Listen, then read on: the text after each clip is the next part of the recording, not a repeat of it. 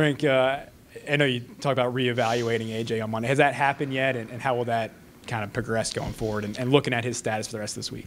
Yeah, they you know, his sprain was pretty severe, so they casted him.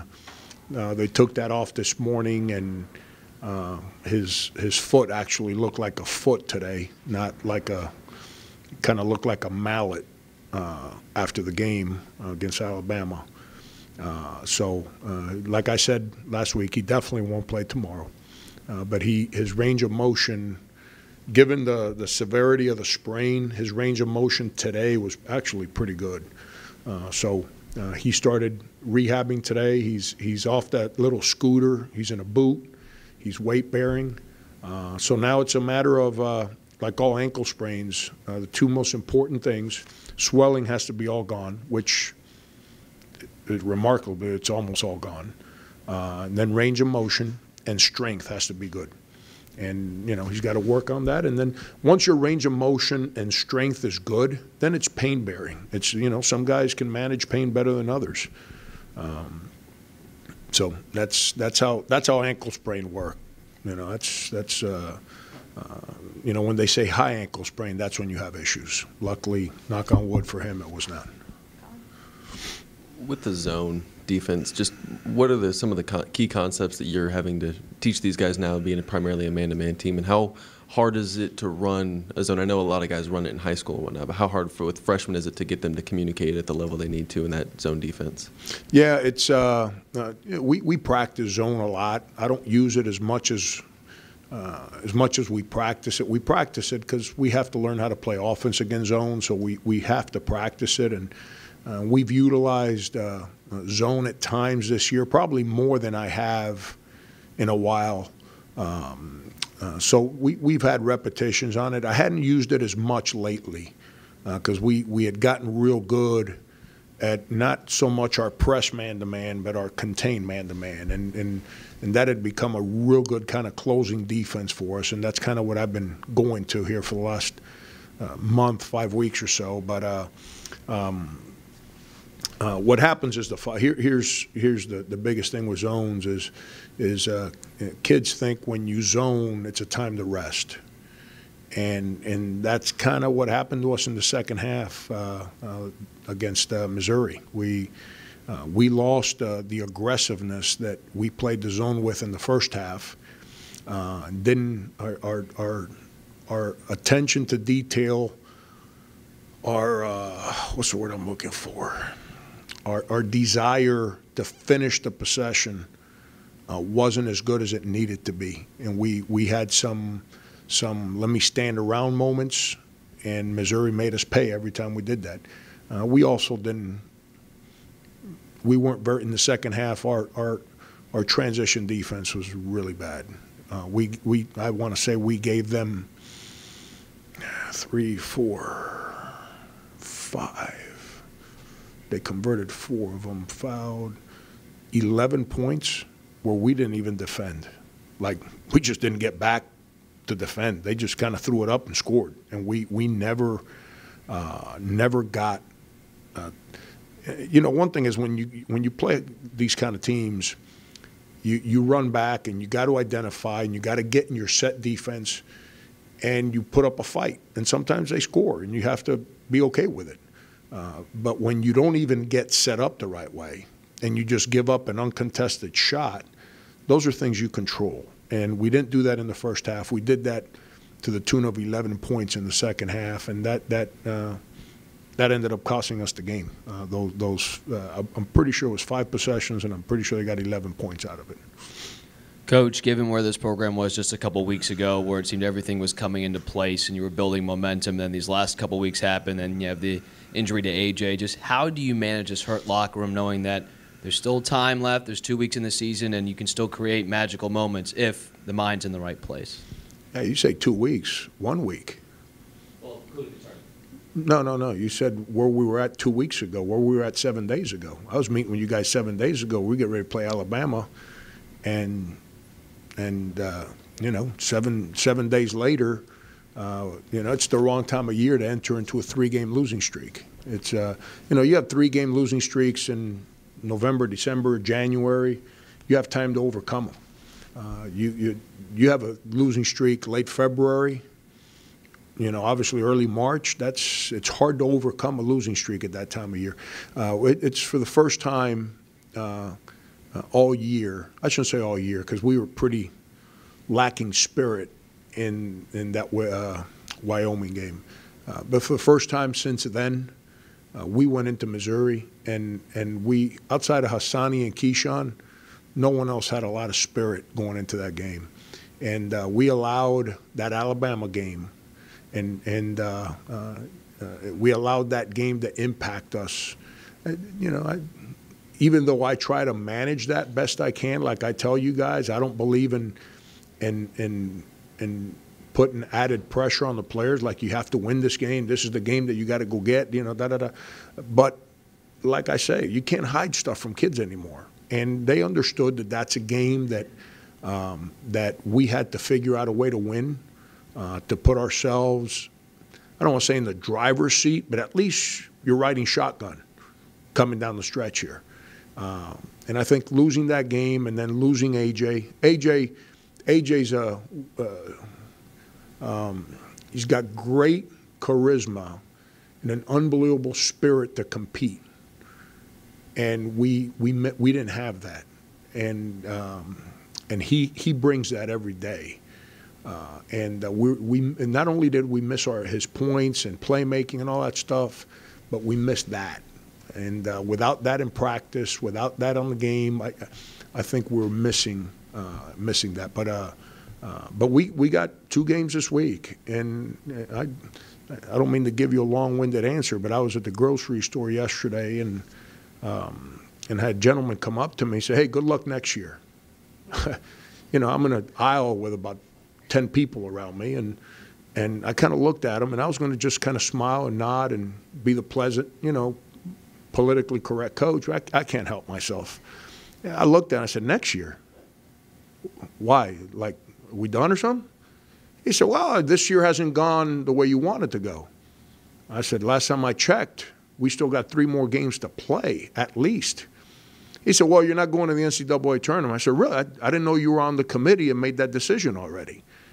And he happened to be a Georgia Bulldog fan, so it's that explained that. But I wasn't in my politically correct mood yesterday in aisle number 12 at Publix, so I engaged in that conversation, and so I used that story to tell you at the end of the day, we let our spirits be hurt because of the Alabama game, and it cost us at Missouri. We have to figure out a way to we've overcome a lot of adversity this year. When you keep every time you take a step forward, you get hit in the back of the head. It's hard to keep getting up sometimes. Well, we've gotten up every time. We've got to figure out a way to get up here, for 2 more weeks and see what happens. Frank, when you looked at the schedule and you saw, back-to-back at Missouri, at Texas A&M, 2 of the farthest road trips in the SEC, it doesn't happen very often. But, was that concerning to you, so many miles back and forth in such a small amount of time? And how do you manage that? I know Hassani was saying that, the long flights kind of can sometimes take a toll on those guys. Do you do anything differently this week, or how do you manage that?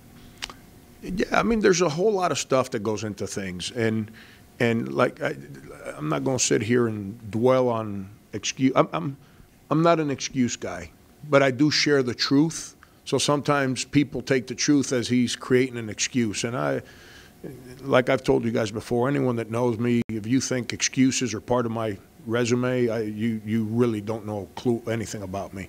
But like, for example, going to the Missouri game, we were delayed, and we're supposed to leave at a certain time, and we don't find out till like 2 hours before we left that we're going to be delayed.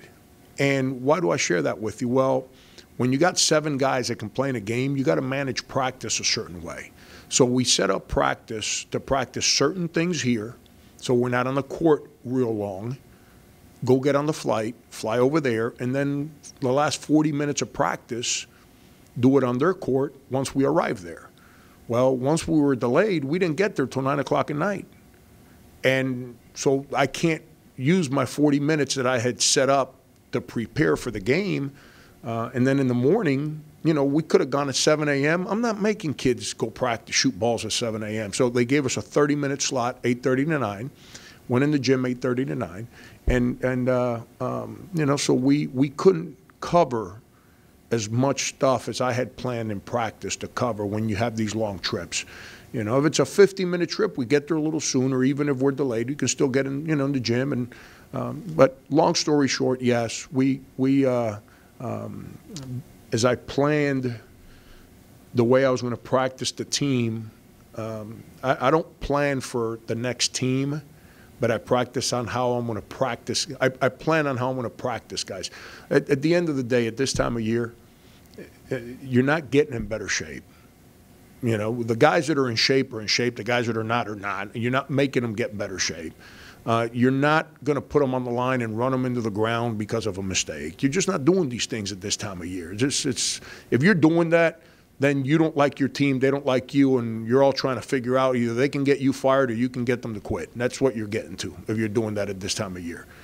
And when I knew we were going to be on a plane going into Missouri for 2 hours to fly back, and 48 hours later get on a plane and fly another 2 hours and change and go to the 2 furthest points in the SEC, I had to manage things a certain way. So we couldn't do much yesterday for obvious reasons. A lot of film work, a lot of mind work, a lot of spirit work. And then we got to practice some today, and hopefully we're not delayed. So when we land, we can go in their gym and you know, and finish those last 40 minutes of practice that we've got it slotted to do it the same way we tried to do against Missouri. Frank, obviously, I know I don't want to skip ahead of game, but Saturday is senior day. Just talking to Chris, and he said that if he does see you crying, he might tear up as well. I know every guy means something to you. Mm-hmm. What has he meant to you and your family and the journey you two have been on these 4 years? Yeah, he's been awesome. He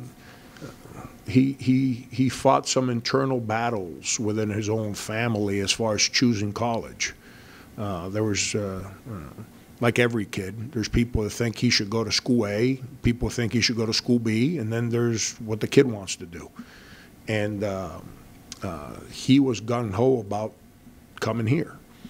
And he's worked his tail off. I mean, not too many people bring the enthusiasm that he has brought, like almost every single day he's been here. You know, him, Michael Carrera, you know, Mendogas, but Mendogas was more quiet. His passion came through his effort. Dwayne Notice, you know, Sin was that way. Just, you know, Sin had to learn how to Sin's, when he first got here, his enthusiasm was for the game. He had to learn how to have the same enthusiasm for working out, for practice, for the weight room.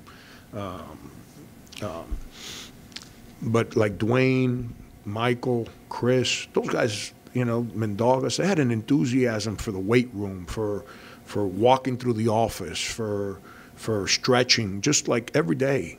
And Chris is one of those guys. And, you know, he's fought real hard to hold us together for 2 years.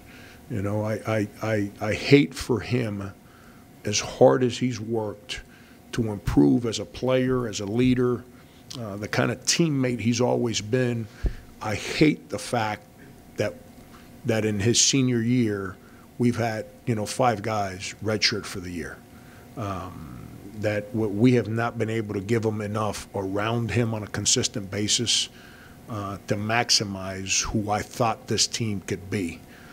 But because of him, you know, we've had a fighting chance. And because of him, we'll continue to fight. I told him about 4 weeks ago, he texted me about something, you know, and I didn't even answer his question. I just texted him back. I said, damn, man, I can't believe March is almost here. So he texted me back. He goes, what's that mean? I said, after March, we're done. And it seems like it's been an unbelievable long journey.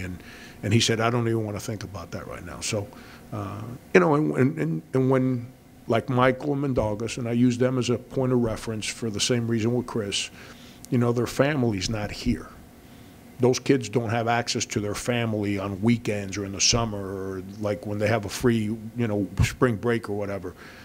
So they become so reliant and so dependent on our staff and their teammates that it's not that you get closer with them than the other players.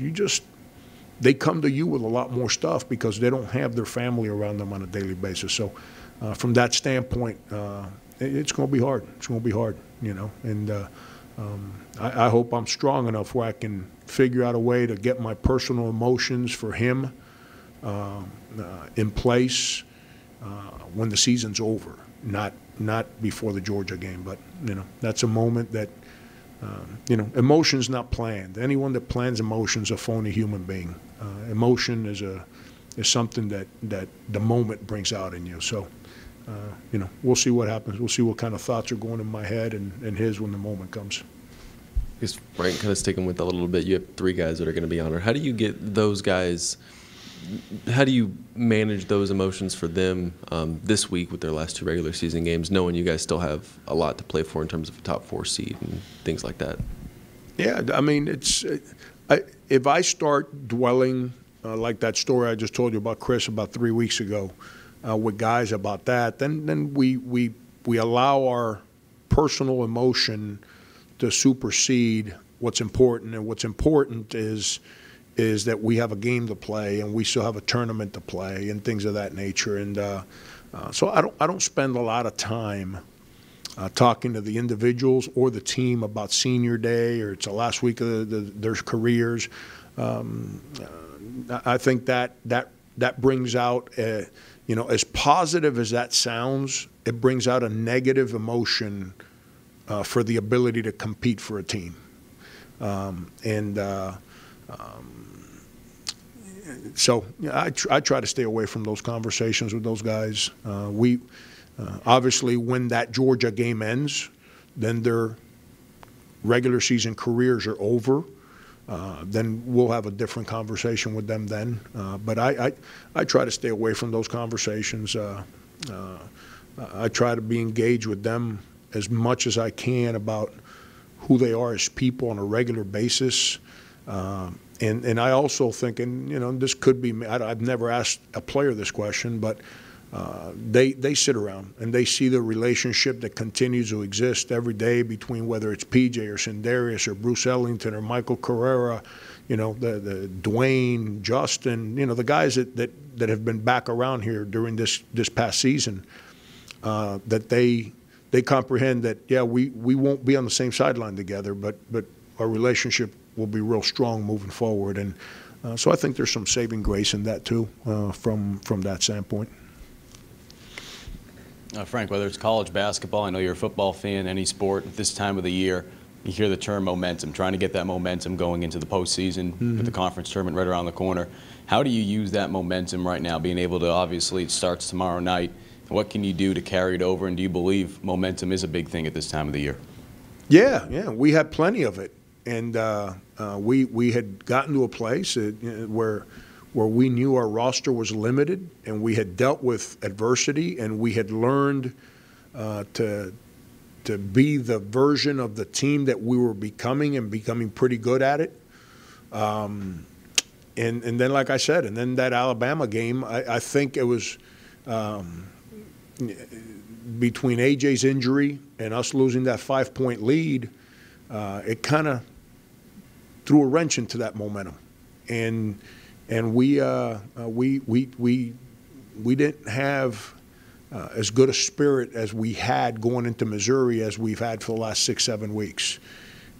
We've got to figure out a way to be better at that, because and that's what losing streaks are not good, because they put you in a place. That's why I was so proud of this team when we went to that losing streak in December. There, we lost those 4 games in a row.